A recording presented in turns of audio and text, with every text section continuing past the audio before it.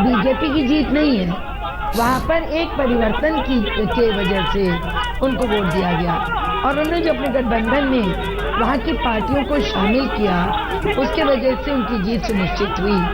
आप अगर विकास की बात करें तो 2014 में मोदी जी ने 2 वादे बड़े किए थे। एक तो वादा क्या था कि हम असम का बहुत डेवलपमेंट करेंगे, और सरकार बनते ही क्या किया कि उसे विशेष राज्य के दर्जे से हटा दिया।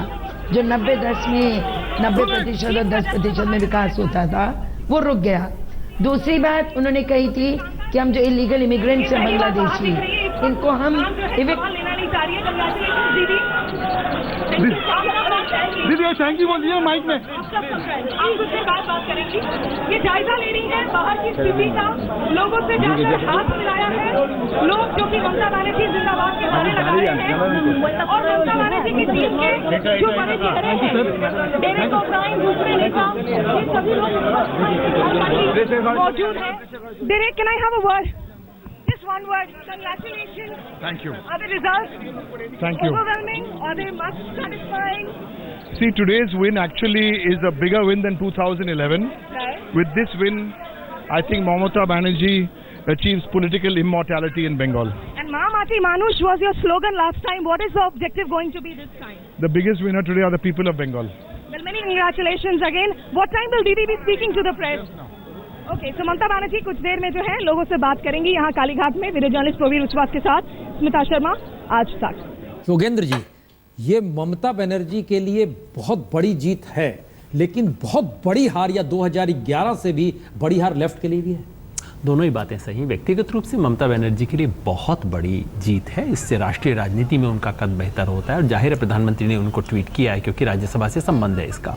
जहाँ तक लेफ्ट की बात है, देखिए लेफ्ट ऐसे भी हार रहा था, वैसे भी हार रहा था।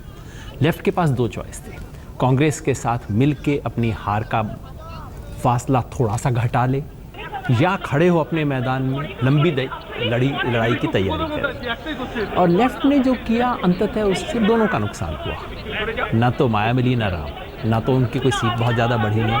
मुझे ऐसा लगता है कि लेफ्ट के काडर वोट कांग्रेस को जरूर गिर गए, कांग्रेस के वोट ज़्यादा लेफ्ट को नहीं आए, तो ना तो वो फ़ायदा हुआ और दीर्घ काल में एक अलग अपने वैचारिक धरातल पे खड़े होकर संघर्ष करने वाली पार्टी की छवि भी धूमिल हुई। बिल्कुल, तो दोनों तरफ से नुकसान हुआ है लेफ्ट को। मैं समझता हूँ लेफ्ट के लिए एक बहुत बड़ा सवाल इस वक्त देश में है। जिस तरह के विकल्प का वो एक तरह से प्रतिनिधि माना जाता था 80-90 के दशक में, जीतता हारता कोई फर्क नहीं पड़ता, लेकिन एक विकल्प का प्रतिनिधि माना जाता है। आज लेफ्ट उसका प्रतिनिधि नहीं है। केरला में जो पिनराई विजयन की पार्टी है वो टीएमएस नंबूदिरीपाद की पार्टी नहीं है, वो वामपंथी पार्टी नहीं है, वो उस मजदूर की पार्टी नहीं है।